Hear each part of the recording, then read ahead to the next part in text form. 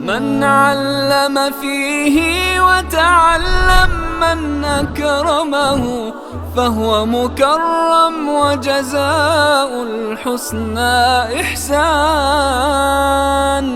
طبتم يا أهل القرآن. اعوذ باللہ من الشیطان الرجیم. بسم اللہ الرحمن الرحیم.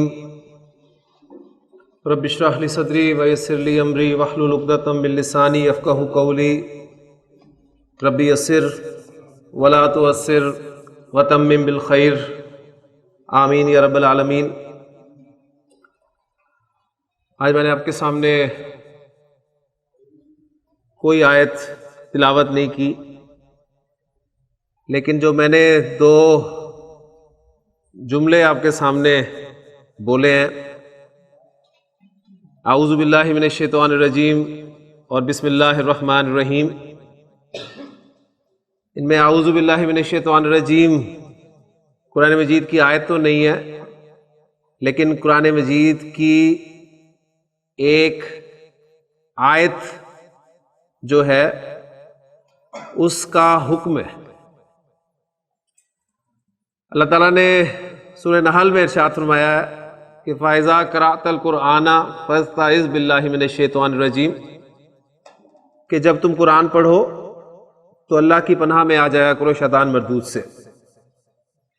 اور اس پہ ہم تفصیل سے بات کر چکے ہیں کہ شیطان نے چیلنج کیا تھا اللہ تعالیٰ سے. اس نے جنت سے نکلتے ہوئے یہ الفاظ کہے تھے قَالَ فَبِمَا أَغْوَيْتَنِي لَأَقْعُدَنَّ لَهُمْ صِرَاطَكَ الْمُسْتَقِيمَ، کہ جس کی وجہ سے تو نے مجھے گمراہ کیا ہے، میں تجھے چیلنج کرتا ہوں کہ میں بھی انہیں گمراہ کرنے کے لیے تیرے سیدھے رستے پر ضرور بیٹھوں گا. تو ہمیں سیدھا رستہ چاہیے، اور قرآن مجید وہ سیدھا رستہ ہے جس پہ چل کر ہم کامیابی کی طرف جا سکتے ہیں. لہٰذا اس رستے پہ شیطان سے بچنے کے لیے اللہ کی پناہ میں آنا ضروری ہے. اور دوسری بسم اللہ الرحمن الرحیم، آپ جانتے ہیں کہ یہ تو قرآن مجید کی ایک آیت ہی ہے. اور آج بسم اللہ الرحمن الرحیم پہ زور دینا مقصود اس لیے ہے کہ آج جو ہم انشاءاللہ مرکب پڑھیں گے اس میں ہماری بسم اللہ الرحمن الرحیم جو ہے وہ تفصیل سے آ جائے گی. تو الحمدللہ ہمارے 3 مرکبات ناقصہ مکمل ہو چکے ہیں، مرکب توصیفی، مرکب اشاری اور مرکب اضافی. آج ہم اپنا چوتھا اور آخری مرکب ناقص جو ہے وہ شروع کرتے ہیں. عربی زبان میں کچھ حروف ایسے ہیں جو اسم سے پہلے آتے ہیں اور اسم کو حالت جر میں لے جاتے ہیں. کچھ حروف ایسے ہیں، آپ نے غور کرنا ہے کن کی بات ہو رہی ہے، حروف کی بات ہو رہی ہے. تو آج ہم پہلی مرتبہ حروف پڑھنے لگے ہیں. جو کلمہ کی 3 اقسام ہیں، اسم، فعل اور حرف، اس میں باقاعدہ ہم نے اسم شروع کر لیا تھا اور اسم ہمارا چل رہا ہے، لیکن اسم کے درمیان میں ہم نے کچھ حروف جو ہیں وہ آج شروع کیے ہیں. تو حروف ہم اسی طرح بیچ بیچ میں پڑھیں گے اور انشاءاللہ تعالیٰ پھر فعل کو باقاعدہ شروع کریں گے انشاءاللہ تعالیٰ. تو میں عرض کر رہا تھا کہ عربی زبان میں کچھ حروف ایسے ہیں جو اسم سے پہلے آتے ہیں. 2 باتیں آپ کے سامنے آ گئی، ایک حروف اور دوسرے اسم سے پہلے آنا، یعنی یہ فعل سے پہلے نہیں آئیں گے، اسم سے پہلے آئیں گے. اور ان حروف کی وجہ سے اسم حالت جر میں چلا جائے گا، اور اسم ہی حالت جر میں جاتا ہے. یہ بھی آپ کو پتا ہے اسم کی 3 اعرابی حالتیں ہوتی ہیں، حالت رفع، حالت نصب اور حالت جر. تو عربی زبان میں آپ کو کچھ حروف ایسے ملیں گے جو اسم سے پہلے آ کر اسے حالت جر میں لے جائیں گے. ان حروف کو حروف جارہ کہتے ہیں. حروف جارہ یعنی جر دینے والے حروف. ان حروف جارہ کی وجہ سے جو اسم حالت جر میں چلا جاتا ہے اس اسم کو مجرور کہا جاتا ہے. مجرور، جیسے مجبور، مظلوم وغیرہ وغیرہ. تو مجرور وہ اسم ہے جو حالت جر میں ہو. حروف جارہ اور مجرور جب دونوں ملتے ہیں تو ہمارا چوتھا اور آخری مرکب ناقص بن جاتا ہے مرکب جاری.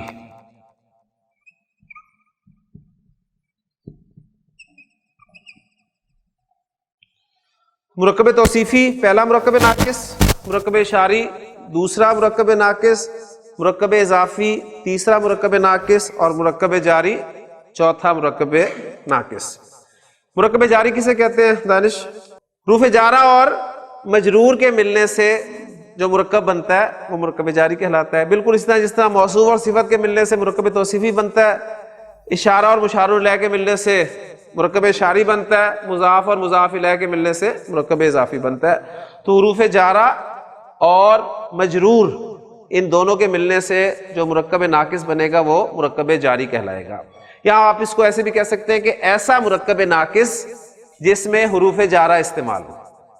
بالکل اسی طرح جس طرح ہم نے مرکب اشاری کی ڈیفینیشن ایسی کی تھی کہ ایسا مرکب ناقص جس میں اسماء اشارہ استعمال ہوں اسے مرکب اشاری کہتے ہیں.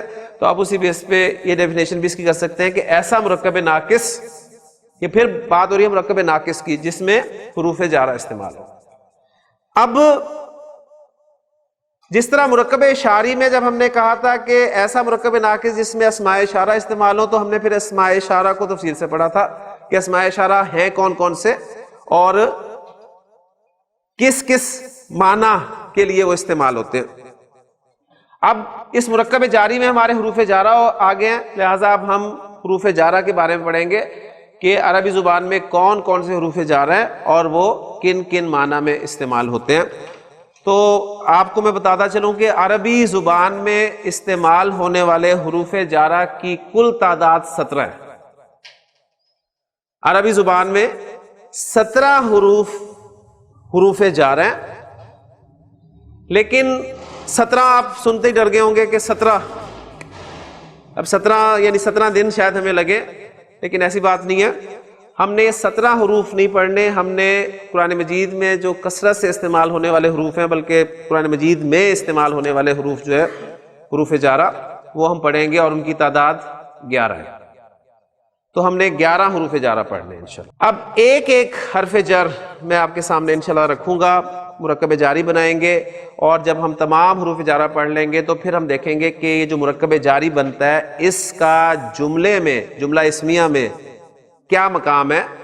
کیا یہ مبتدا بن کر آ سکتا ہے، کیا یہ خبر بن کر آ سکتا ہے، یا اس کی کوئی اور حیثیت ہوتی ہے. یہ ہم انشاءاللہ بعد میں دیکھیں گے، لیکن سب سے پہلے ہم ایک ایک حرف جر کو تفصیل سے دیکھتے ہیں. ندیم صاحب یہ کیا ہے؟ با. آپ نے اسے بے نہیں کہنا اس لیے کہ آپ عربی پڑھ رہے ہیں، اور عربی میں یہ حرف جو ہے وہ با کہلاتا ہے. ایک با آپ نے حروف الہجا میں پڑھا ہے، ٹھیک ہے، لیکن یہ با جو ہے یہ حرف جر کے طور پہ آ رہا ہے. وہ با الفاظ بنانے میں مدد دیتا ہے، الفاظ میں استعمال ہوتا ہے. یہ جو ہے اسم سے پہلے آئے گا اور اسم کو حالت جر میں لے جائے گا. اب آپ نے جو باتیں یاد رکھنی ہیں وہ دو باتیں ہیں کہ وہ جو حرف آپ کے سامنے حرف جر لکھا جا رہا ہے وہ کون سا ہے، اس کو کیسے لکھا جانا ہے، اس پہ حرکت کون سی آنی ہے. ایک بات یہ، اور دوسری بات یہ کہ وہ کن معنی میں استعمال ہو. تو با آپ کا پہلا حرف ہے اور اس پہ زیر آپ کو ملے گی. ابھی بھی آپ اس کو حرف جر با ہی کہیں گے، یہ نہ ہو کہ اب آپ اسے کہیں یہ تو بی ہے. یہ حرف جر با ہے اور اس پہ زیر آتی ہے، ایک بات ہوگی. دوسری بات یہ کن معنی میں استعمال ہوتا ہے.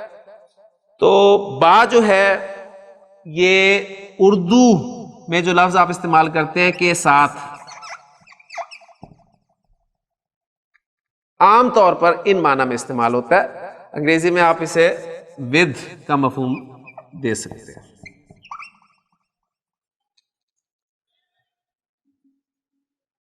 انشاءاللہ تعالی ڈیٹیلز آپ مزید جو آگے جائیں گے آپ کو ان حروف جارہ کے اور معنی بھی سامنے آئیں گے، لیکن ابھی میں آپ کو بنیادی مفہوم کے ساتھ لے کے آگے چلوں گا. تو پہلا حرف آپ کے سامنے آ گیا با زیر کے ساتھ، اور یہ ود یا کے ساتھ کے معنی میں استعمال ہوتا ہے. حرف جر ہے، اس کے بعد مجرور ہوگا. ایگزامپل آپ کے سامنے میں لکھتا ہوں، مثلا میں کہتا ہوں القلم.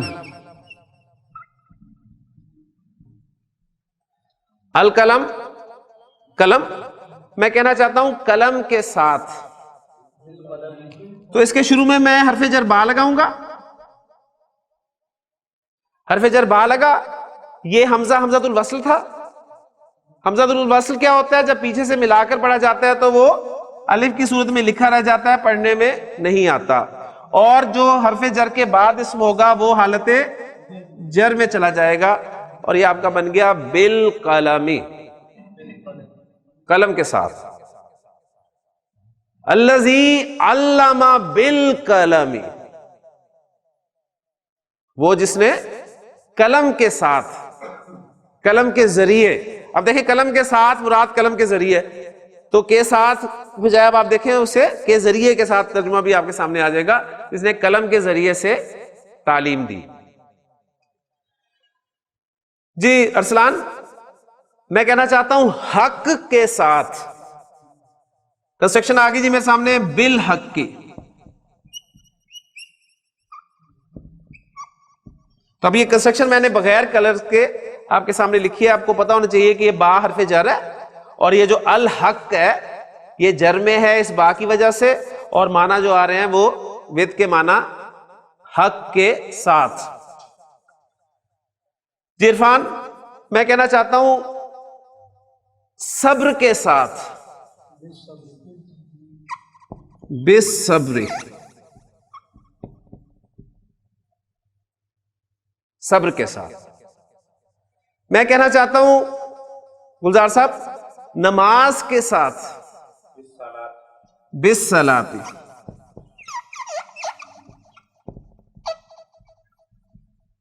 صبر کے ساتھ, نماز کے ساتھ. اب میں کہنا چاہتا ہوں صبر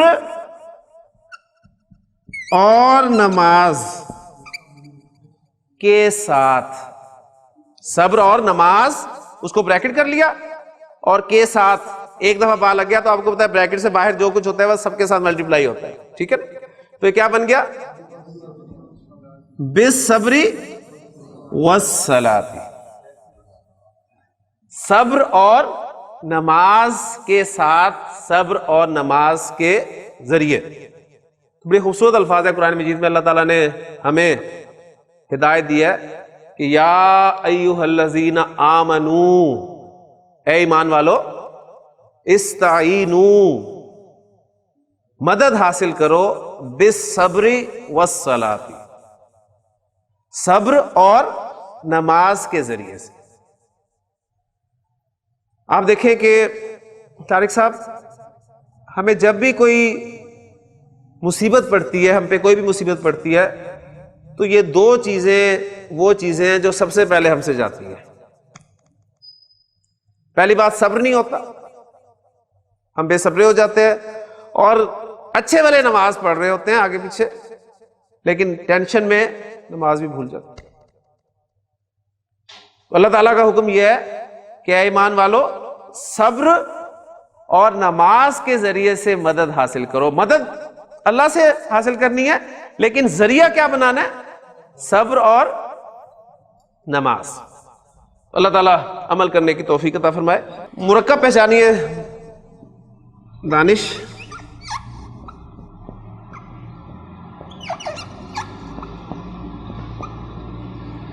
اصحاب الفیل کون سا مرکب ہے؟ مرکب اضافی. اصحاب, عابد صاحب الف لام کے بغیر ہے, تنوین بھی نظر نہیں آ رہی, تو آپ کا ذہن جانا چاہیے کہ مرکب اضافی بن رہا ہے. کنفرم آپ نے اس وقت کرنا ہے جب آپ کو اگلا اسم حالت جر میں نظر آئے گا. اگلا اسم حالت جر میں ہے تو کنفرم ہو گیا اصحاب الفیل مرکب اضافی ہے. اب مرکب اضافی میں ہر مرکب اضافی کا ترجمہ کا کے کی کے ساتھ نہیں ہوگا, ٹھیک ہے نا. فیل ہاتھی کو کہتے ہیں, یعنی ہاتھی کے ساتھی, یہی ہوگا نا ترجمہ, ہاتھی کے ساتھی یعنی ہاتھی والے, ہاتھی والے. اب میں کہنا چاہتا ہوں ہاتھی والوں کے ساتھ. جی باہر میں جر لگا دوں گا. اصحابو مضاف ہے, اس پہ ہی اثر ہونا ہے اس کا, یہ جر میں چلا جائے گا, اور الفیل تو مضاف الیہ ہے, وہ تو پہلے ہی حالت جر میں ہے, تو بھی اصحاب الفیلی, ہاتھی یہ حمزہ اصلی ہے، اصحاب، یہ الف لام والا حمزہ ہے؟ بس جواب آپ کے سامنے موجود ہوتا ہے. ہر حمزہ جو ہے نا، ہر حمزہ وہ حمزۃ الوصل نہیں ہوگا. کلیئر ہو گیا جی ندیم بھائی؟ بی اصحاب الفیلی، ہاتھی والوں کے ساتھ. الم تر کیف فعل ربک، ربک کون سا مرکب؟ مرکب اضافی. ربک تیرا رب، تیرے رب نے کیسا کیا؟ کیا تو نے نہیں دیکھا؟ کن کے ساتھ؟ بی اصحاب الفیلی، ہاتھی والوں کے ساتھ. اچھا جی، اب آپ سے کوئی پوچھتا ہے حبیب صاحب کہ آج بڑھیا عربی پڑھ رہے ہیں، ذرا بتائیں تو صحیح کہ یہ بی اصحاب الفیل میں یہ اصحاب جو ہے یہ کس اعرابی حالت میں ہے؟ تو آپ کیا جواب دیں گے؟ جر میں. اور الفیل کس اعرابی حالت میں ہے؟ یہ بھی جر میں ہے.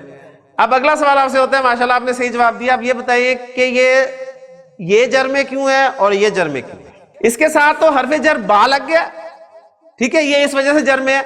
یہ جر میں کیوں ہے؟ بالکل صحیح ہے. یہ پہلے کیوں پہلے جر میں تھا؟ یہ مضاف الیہ ہونے کی وجہ سے جر میں تھا. تو ماشاءاللہ جواب ان کا بالکل ٹھیک ہے کہ یہ تو پہلی جر میں تھا اور یہ اس با کی وجہ سے جر میں چلا گیا. تو ماشاءاللہ اب دیکھیں، وہ جو میں نے آپ کو بتایا تھا کہ عربی زبان میں کسی بھی اسم کے حالت جر میں ہونے کی صرف دو وجوہات ہیں. وہ دونوں وجوہات اس کنسٹرکشن میں آپ کے سامنے آ گئی ہیں. اسم حالت جر میں ہوگا یا تو مضاف الیہ ہونے کی وجہ سے یا پھر اس سے پہلے کوئی نہ کوئی حرف جر ہوگا. تو یہ دونوں وجوہات آپ کے سامنے الحمدللہ آ گئی ہیں. کنسٹرکشن پہچانے ندیم صاحب.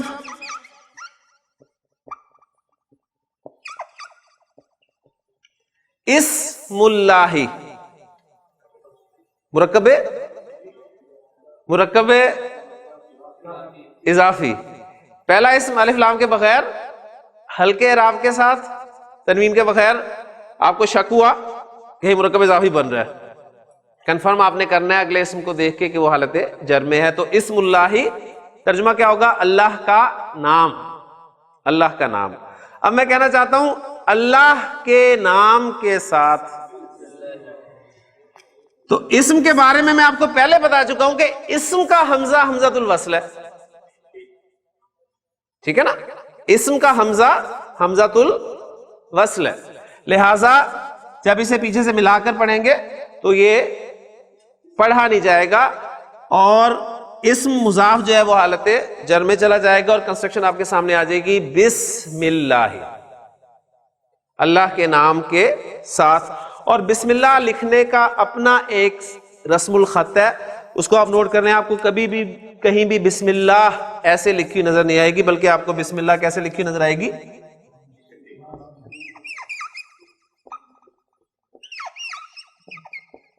بسم اللہ. یعنی یہ با جو ہے ذرا لمبی کر کے، یعنی وہ جو الف ہے وہ اس با کے اندر ہی مرج جو ہے وہ ہو جاتا ہے. تو بسم اللہ، اللہ کے نام کے ساتھ. جی مدثر بھائی، اسم حالت جر میں کیوں ہے؟ کیونکہ اس کے ساتھ با لگا ہوا ہے. اور اسم اللہ جو ہے یہ حالت جر میں کیوں ہے؟ مرکب اضافی میں مضاف الیہ حالت جر میں، یعنی مضاف الیہ ہے اس وجہ سے حالت جر میں. الحمدللہ آپ کو پتہ چل گیا جی، یہ آپ کا جار ہے. اب بسم اللہ شروع کیا تو پوری کر لیتے ہیں. پوری کیا ہے؟ بسم اللہ الرحمن الرحیم.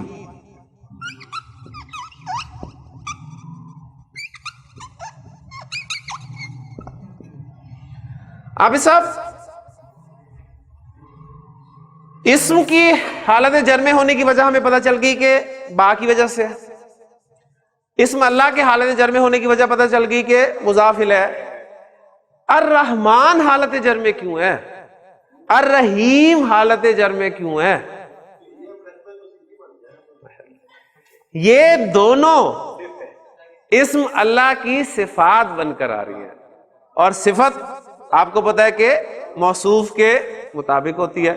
یعنی اب دیکھیں وہ جو ٹاپک آپ نے پڑھا ہے وہ کام آ گیا کہ نہیں آ گیا؟ تو بسم اللہ الرحمن الرحیم. اب اس کا ترجمہ ہم کیا کریں گے؟ بات سمجھ میں آ گئی؟ اس کا پورا فارمیٹ سمجھ میں آ گیا نا؟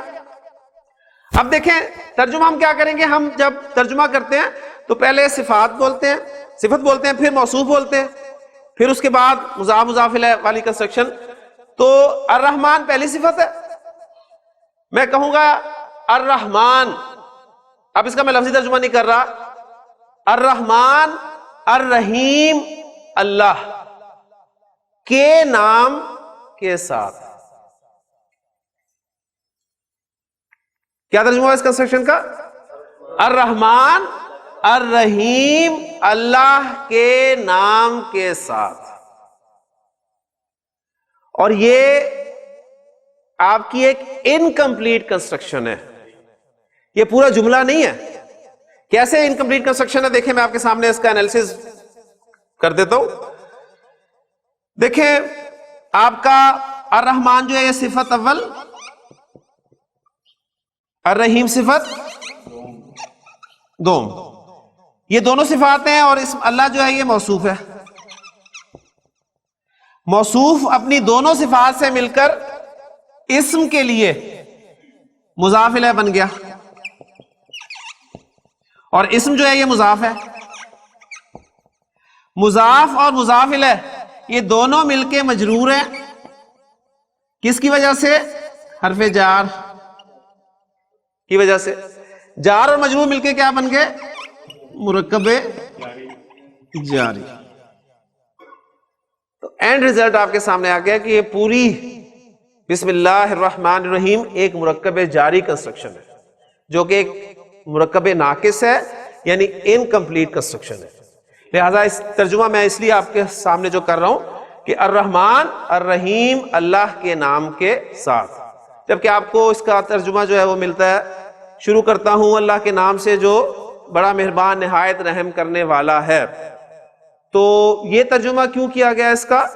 اس وجہ سے کیا گیا ہے کہ ہمارے بزرگوں نے دیکھا ہے کہ قرآن مجید پڑھنے والوں کو عربی گرامر نہیں آتی، لہٰذا انہوں نے بات سمجھانے پہ زور دیا.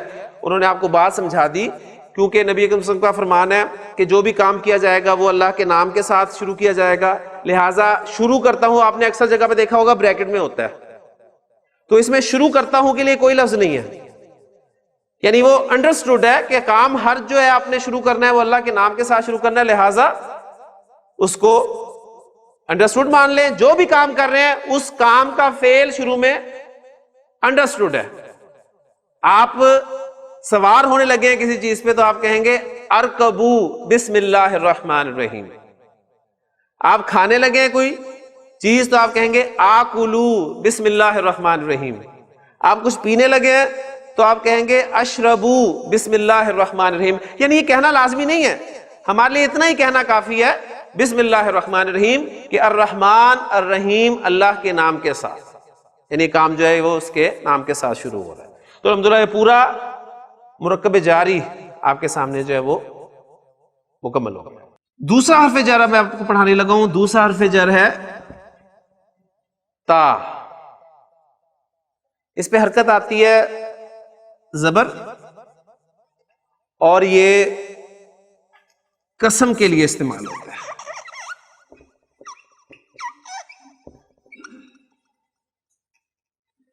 تا زبر کے ساتھ آتا ہے، قسم کے لیے استعمال ہوتا ہے، اور اگلی بات ہے میں صرف اللہ کے ساتھ مخصوص ہے، صرف اللہ کے ساتھ مخصوص ہے. لہذا آپ یہی کہہ سکتے ہیں تاللہ، اللہ کی قسم. اور اس کی ایگزامپل آپ کو کوئی نہیں ملے گی. ٹھیک ہے، تاللہ اللہ کی قسم. سورہ یوسف کھول کے دیکھیں، اس میں بہت جگہ پہ آپ کو ملے گا مضمون یہ. حضرت یوسف علیہ السلام کے بھائیوں نے جب حضرت یوسف علیہ السلام نے اپنے آپ کو ایکسپوز کر دیا ان کے سامنے، تو قالو کہنے لگے تاللہ اللہ کی قسم لقد آثرک اللہ علینا، یقیناً اللہ نے آپ کو ہم پہ ترجیح دی ہے. اسی طرح حضرت یعقوب علیہ السلام کے بھی الفاظ تاللہ، اور پوری سورہ یوسف میں آپ کو کثرت سے جو ہے وہ تاللہ کا لفظ ملے گا. حضرت ابراہیم کے الفاظ بھی وہی ہیں جو انہوں نے کہتے ہیں کہ تاللہ لأکیدن اصنامکم، اللہ کی قسم میں تمہارے بتوں کے خلاف ضرور کچھ نہ کچھ کروں گا. تو پھر جو انہوں نے کیا تھا اس کا کل حال ہم نے جو ہے وہ دیکھ لیا تھا. تو اس حرف پر مزید ظاہر بات ہے پریکٹس کرنے کی ضرورت نہیں، کیونکہ یہ اللہ کے ساتھ مخصوص ہے، تو اس کی ایک ہی ایگزامپل آپ کو ملے گی، دوسری کوئی ایگزامپل نہیں ملے گی. تیسرا حرف ہے واو. واو یہ زبر کے ساتھ استعمال ہوتا ہے. ایک واو آپ نے پڑھا ہے اور کے معنی میں، ابھی آیا تھا نا الصبر والصلاۃ، صبر اور نماز. اور ٹھیک ہے، زید و حامد، زید اور حامد. وہ واو اور کے معنی میں ہے. یہ واو حرف جر ہے، یہ واو حرف جر ہے. یہ بھی قسم کے لیے استعمال ہوتا ہے لیکن عام ہے. ٹھیک ہے، قسم کے لیے استعمال ہوتا ہے لیکن عام ہے، یعنی اللہ کے ساتھ بھی آپ اسے استعمال کر سکتے ہیں، اور اللہ نے دوسرے اسماء کے ساتھ بھی اس کو استعمال کیا ہے. ہم استعمال نہیں کر سکتے اس کو، لیکن اللہ نے اپنے کلام میں اس حرف جر کو دوسرے اسماء کے ساتھ استعمال کیا ہے. اللہ کے ساتھ ہم استعمال کرتے ہیں تو کنسٹرکشن آپ کے سامنے بن جائے گی. جی حبیب صاحب کیا بنی؟ واللہ، واللہ اللہ کی قسم. ہم اکثر بولتے بھی ہیں واللہ، ٹھیک ہے، واللہ میں سچا ہوں، یعنی اللہ کی قسم میں سچا ہوں. تو واللہ اللہ کی قسم. اور ہم نے قسم کھانی ہے تو ظاہر بات ہے اللہ کی کھانی ہے، کیونکہ قسم کھائی جاتی ہے عظیم ہستی کی، اور اللہ کی ہی قسم کھانی چاہیے. اور یہ جو ہم ایک دوسرے کی قسمیں کھاتے رہتے ہیں اکثر، یہ مناسب نہیں ہے. تو قسم کھانی ہے تو صرف اللہ کی قسم کھانی ہے. اچھا، اب اللہ نے قرآن مجید میں مختلف اسماء کی قسمیں کھائی ہیں. مثلا ایک آواز مجھے آئی والعصر، زمانے کی قسم، والتین والزیتون وطور سینین وہذا البلد الامین. اب سارے قسمیں کھائی اللہ تعالیٰ نے، زیتون کی، انجیر کی، طور سینا کی، اور اس امن والے شہر کی. پھر والشمس والضحاہا والقمر اذا تلاہا والنہار اذا جلاہا واللیل اذا یغشاہا والسماء وما بناہا والارض وما طحاہا ونفس وما سواہا. تو دیکھیں کتنی ساری قسمیں آپ کو مل گئی. قاف والقرآن المجید، ٹھیک ہے، یاسین والقرآن الحکیم، والطارق، قسم ہے طارق کی، والسماء ذات البروج، نون والقلم وما یسطرون. تو بے شمار ایگزامپل آپ کو ملیں گی. اللہ تعالیٰ نے قرآن مجید میں بہت سارے اسماء کی جو ہے وہ قسمیں کھائی ہیں. اب یہاں پر جو ہے وہ فرق نوٹ کرتے چلیے کہ ہم جب قسم کھاتے ہیں تو اللہ کی قسم کھاتے ہیں اس لیے کہ اللہ سب سے عظیم ہے. لیکن جب اور کیوں کھاتے ہیں؟ اللہ کو ہم بطور گواہ پیش کر رہے ہوتے ہیں کہ اللہ گواہ ہے اس بات پہ کہ میں سچا ہوں. لیکن جب اللہ تعالیٰ قسم کھاتے ہیں ان چیزوں کی تو اس کا مطلب ان چیزوں کی عظمت بیان کرنا نہیں ہے. ذہن میں رکھیے گا کہ آپ انجیر کے فوائد ڈھونڈنے لگ جائے، آسمان، سورج، زمین، ان کے کہ بہت عظیم چیزیں شاید نہیں. اصل میں اللہ تعالیٰ نے ان کی جو قسمیں کھائی ہیں وہ صرف ان چیزوں کو گواہ بنا کر استعمال کیا ہے کہ والعصر، زمانہ گواہ ہے، ان الانسان لفی خسر، کہ تمام انسان خسارے میں ہے. والشمس والضحاہا، سورج اور اس کی دھوپ کی قسم، یہ گواہ ہیں. تو اللہ تعالیٰ کا قسمیں کھانا جو ہے وہ صرف گواہی والا پہلو ہے، اس میں ان چیزوں کی عظمت کا پہلو بہرحال نہیں ہے. لیکن ہم جب قسم کھائیں گے تو اللہ کی قسم کھائیں گے. کلیئر ہو گیا جی؟ تو الحمدللہ تیسرا حرف جو ہے ہمارا واو. اس واو کو واو قسمیہ کہتے ہیں، ذہن میں رکھیے گا. واو قسمیہ، وہ جو واو اور کے معنی میں تھا اس کا نام ہم نے رکھا تھا نا واو عاطفہ، اسے ہم کہتے ہیں نا عاطفہ، عطف اور کے معنی میں ہے، وہ واو عاطفہ ہے، یہ واو قسمیہ. چوتھا حرف ہے کاف. کاف اس پہ حرکت آتی ہے زبر، اور یہ حرف تشبیہ کے لیے استعمال ہوتا ہے.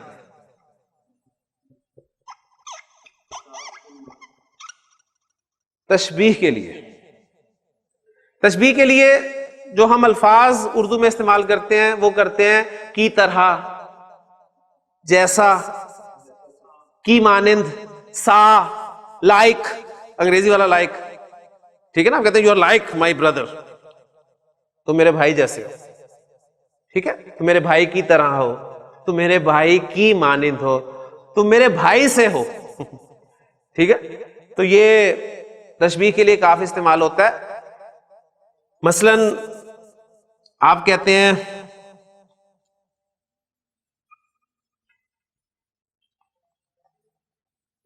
کل قمری، چاند جیسا، چاند کی طرح، چاند سا. پھر آپ کہتے ہیں پانی کی طرح، پانی جیسا، کیا کہیں گے عربی میں؟ کل مائی، الماء پانی، کل مائی. یعنی آپ دودھ والے کے ساتھ بڑی آسانی سے گفتگو کر سکتے ہیں عربی میں کہ اللبن کل مائی، پانی دودھ کی طرح، پانی دودھ کی طرح، ایک ہی بات ہے. اصل میں وہ اتنا ملتا جلتا ہے کہ اب پانی دودھ ہو جاتا ہے، دودھ پانی ہو جاتا ہے. جی مدثر بھائی اس نے یہی سمجھنا ہے باہر. جب آپ نے کہنا اللبن کل مائی، تو اس نے کہنا کہ شاید مجھے کہہ رہے ہیں کہ کل نہ آئی. بہرحال قرآن مجید میں ہے کہ یوم یکون الناس کالفراش المبثوث، اس دن تمام انسان بکھرے ہوئے پتنگوں کی طرح ہوں گے، ٹھیک ہے نا. کل فراش المبثوث، بکھرے ہوئے پتنگے، مرکب توصیفی آپ کا اور اس پہ کاف لگا تو کل فراش المبثوث وتکون الجبال کالعہن المنفوش، اور پہاڑ جو ہیں وہ دھنکی ہوئی رنگین اون کی طرح ہو جائیں گے. یعنی یہ انسانوں کو تشبیہ دی گئی ہے بکھرے ہوئے پتنگوں کی طرح. اس سے مراد تو اللہ تعالیٰ بہتر جانتا ہے کیا ہوگا، لیکن ہمیں کچھ سمجھ میں اس حوالے سے آ سکتی ہے کہ جب سور میں پھونکا جائے گا تو انسان جو ہے اس کی آواز سن کے وہ جو ان پہ بے ہوشی طاری ہوگی، تو وہ ایسے پڑے ہوں گے جیسے آپ دیکھتے ہیں کہ برسات میں صبح کے وقت جو پتنگے ہیں وہ بکھرے ہوئے پڑے ہوتے ہیں. یا تو اس حوالے سے تشبیہ دی گئی ہے، یا پھر ایسے تشبیہ دی گئی ہے کہ جب دوبارہ سور میں پھونکا جائے گا اور سب لوگ اپنی اپنی جگہ سے اٹھیں گے اور اس آواز کی طرف چل پڑیں گے، تو کوئی ادھر سے آ رہا ہوگا، کوئی ادھر سے آ رہا ہوگا، کوئی ادھر سے، کوئی ادھر سے، سب کی ڈائریکشن وہ آواز ہی ہوگی، سب اس طرف چل رہے ہوں گے. تو گویا بالکل ایسے ہی ہے جیسے برسات میں جب بلب جل رہا ہوتا ہے تو پتنگے جب اس پہ آتے ہیں تو کوئی ادھر سے آ رہا ہوتا ہے، کوئی ادھر سے آ رہا ہوتا ہے، کوئی ادھر سے آ رہا ہوتا ہے، سب کی ڈائریکشن وہ روشنی ہی ہوتی ہے. اور پانچواں حرف ہے ہمارا لام. اس پہ حرکت زیر آتی ہے، اس پہ حرکت زیر آتی ہے نارملی، ٹھیک ہے. اب یہ جو میں اس حرف کے ساتھ میں نے خاص طور پہ نارملی کا لفظ یوز کیا ہے، تو اس سے آپ کے کان کھڑے ہونے چاہیے کہ کوئی اسپیشلی بھی کوئی کیس ہو سکتا ہے اس کا. تو لام پر زیر آتی ہے، ٹھیک ہے. اور یہ اردو میں کے لیے، فور، ان معنی میں استعمال ہوتا ہے. مثلا میں کہتا ہوں زید، یہ میرے پاس زید ہے، میں کہتا ہوں زید کے لیے، تو کیا کہوں گا ندیم صاحب؟ لی زیدن، لی زیدن، زید کے لیے. زیدن تھا نا، زیدن، جی، تو لام لگا اس سے پہلے تو لی زیدن ہو گیا، زید کے لیے. میں کہتا ہوں، یعنی میں بات کرتا ہوں جی یہ قلم زید کے لیے ہے، ٹھیک ہو گیا نا؟ پورا آپ کا جملہ دیکھیں بن رہا ہے، اور آپ اسے انگریزی میں بھی اس طرح استعمال کریں کہ دس پین از فار زید، تو فار زید، زید کے لیے، لی زیدن. اسی طرح میں کہنا چاہتا ہوں ولد کسی لڑکے کے لیے، تو کیا ترجمہ ہوگا شاید صاحب؟ لی ولدن.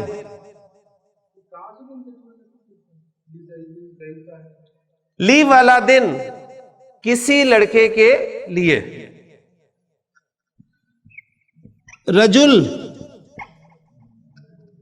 جی میں کہنا چاہتا ہوں کسی آدمی کے لیے، لی رجولن، لی رجولن کسی آدمی کے لیے.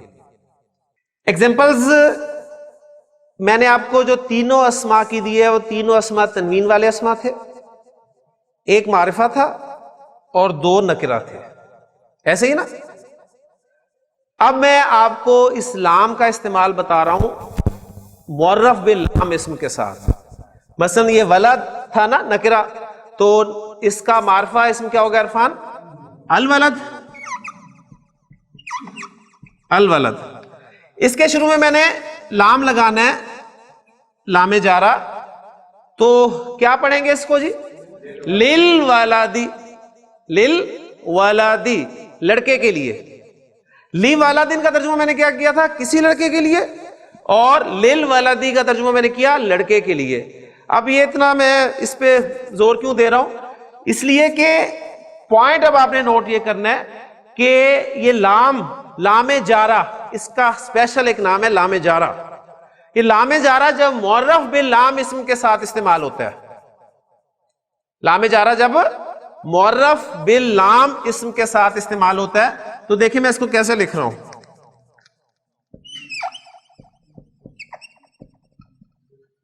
پڑھا آپ نے یہی تھا نا للولدی، پڑھا یہ تھا، لیکن آپ دیکھیں وہ حمزۃ الوصل پڑھنے میں تو نہیں آ رہا، لیکن یہ لام جارہ کا ایک خاص سٹائل ہے کہ جب یہ الف لام والے اسم کے ساتھ آتا ہے تو وہ حمزۃ الوصل لکھنے سے بھی چلا جاتا ہے. للولدی پڑھیں گے تو آپ اسی طرح چاہے حمزۃ الوصل لکھیں یا نہ لکھیں، لیکن آپ ہر جگہ لکھ رہے ہیں، لکھتے آئے ہیں، صرف اس کی حرکت ہی مٹاتے آئے ہیں نا. لیکن لام جارہ جب داخل ہوگا الف لام والے اسم کے ساتھ تو پھر وہ حمزۃ الوصل لکھنے سے بھی چلا جاتا ہے، للولدی. اسی طرح اب یہ الرجل اگر میں کروں، الرجل، تو اس کو میں لام جارہ کے ساتھ کیسے لکھوں گا؟ یہ حمزہ لکھنے سے بھی ہٹا دوں گا اور یہ بن جائے گا آپ کا للرجل، آدمی کے لیے. جی کافروں کے لیے، عابد صاحب ماشاءاللہ شاباش، ماشاءاللہ ویری گڈ. کافر، کافرن جمع کیا ہے کافر کی؟ کافرون، کافرون ہے نا، یعنی الکافرون، الکافرون.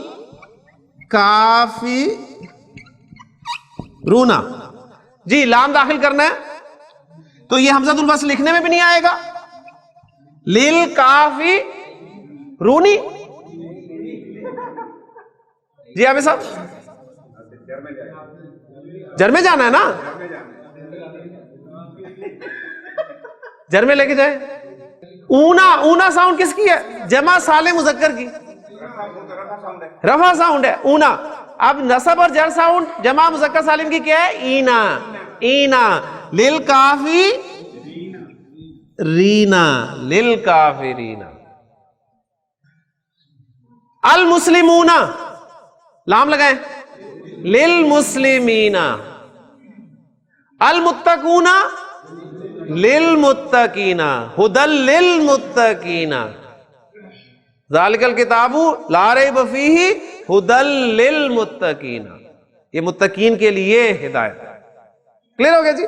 تو الحمدللہ یہ بھی بات آپ کے سامنے آ گئی. حافظ صاحب نے، شاہد صاحب نے سوال کیا تھا اور ایز یوزل جلدی سوال کیا تھا انہوں نے. جواب اب میں اس کا دوں گا کہ یہ جو لام جارہ ہے بعض مرتبہ یہ ملکیت کو بھی شو کرتا ہے. لام جارہ بعض مرتبہ ملکیت کو بھی شو کرتا ہے. جب ملکیت کو شو کرے گا تو اس وقت اس کا ترجمہ ہم کا کے ساتھ کریں گے. لی زیدن زید کے لیے, اور جب ملکیت کے لیے شو کریں گے تو کہیں گے زید کا. ٹھیک ہے نا. دیکھیں میں کہتا ہوں کہ یہ قلم زید کے لیے ہے, تو کیا مطلب ہے اس کا؟ یہ قلم زید کے لیے ہے, یہ ملکیت ہوگی. یہ قلم زید کے لیے ہے, ٹھیک ہے نا. یہ نہیں زید کے لیے, زید یہ قلم میرے لیے ہے, میں ایسے استعمال کروں اور استعمال کرنے کے بعد یہاں رکھ کے چلا جاؤں. لیکن اگر میں کہوں کہ یہ قلم میرا ہے تو اب یہ میری ملکیت ہے. یعنی یہ قلم زید کا ہے تو اب زید کی ملکیت ہے. ٹھیک ہو گیا. اسی طرح لل ولدی لڑکے کے لیے یا لڑکے کا, تو دونوں ترجمے ممکن ہے. للہ, اب ترجمہ کریں للہ کا, اللہ کے لیے یا اللہ کا. اب دیکھیں کانٹیکسٹ آپ کو بتائے گا کہ کہاں پر آپ نے ترجمہ کے لیے کے ساتھ کرنا ہے اور کہاں پر ترجمہ ملکیت والا کرنا ہے. قرآن مجید میں اللہ تعالیٰ نے ارشاد فرمایا ہے کہ للہ ما فی السماوات و ما فی الارض, آسمان و زمین میں جو کچھ ہے وہ اللہ کا ہے. اب وہاں پر آپ یہ ترجمہ نہیں کریں گے اللہ کے لیے ہے, یعنی اللہ کے لیے کا تو مطلب ہے کہ اللہ نے کیا کرنا ہے اس کا. آسمان و زمین میں جو کچھ ہے وہ اللہ کے لیے, اللہ کے لیے کیا, وہ تو ہمارے لیے, وہ سب اللہ کی ملکیت ہے, اللہ کا ہے. تو کانٹیکس پھر آپ کو بتایا کہ یعنی دونوں پاسبلٹیز ہوں گی. پھر کانٹیکس سے آپ اندازہ کریں گے کہ اس کا ترجمہ جو ہے وہ کیا کرنا ہے. الحمدللہ 5 حروف جار ہم نے پڑھ لیے ہیں, 11 پڑھنے ہیں, تو الحمدللہ 5 ہو گئے ہیں ایک دن میں. انشاءاللہ 6 جو ہیں وہ ان پہ کل بات کریں گے. سبحانک اللہم و بحمدک, اشہدو ان لا الہ الا انت, استغفرک و اتوب الیک.